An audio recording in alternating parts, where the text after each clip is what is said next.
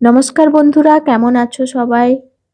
সবাই বলে জীবনে সাফল্য পেতে হলে ধৈর্য রাখতে হয়, কিন্তু এই ধৈর্য বস্তুটা নিজের মধ্যে বাঁচিয়ে রাখা বরাবরই একটু কঠিন, যা এই চলতি বছরে আরো বেশি কঠিন বা প্রায় দুরূহ হয়ে উঠছে। আজকাল স্বপ্ন দেখতেও ভয় হয়। মধ্যবিত্ত পরিবারের সন্তানরা আজকের দিনে সত্যিই বড় অসহায়।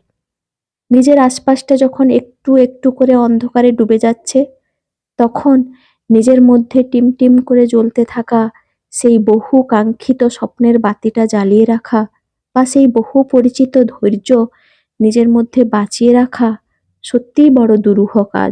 জীবনের এই লম্বা রাস্তাটায় অনেকেই হয় আমাদের ক্ষণিকের সঙ্গী। দীর্ঘ দিন একা চলতে চলতে যখন অন্ধকার এক মোড়ে এসে আমরা আমাদের ধৈর্য হারাই, তখনই আগমন ঘটে সেই পথিকটার, যার আশা আমরা কখনোই করিনি। নিজের অজান্তে তার কাছে তখন বন্ধক দেওয়া হয়ে যায় এই মন, আর তারপরেই হারিয়ে যায় সে। কিন্তু আজও এ রাস্তা কিছুটা পার করার পরেও আমরা অশান্ত।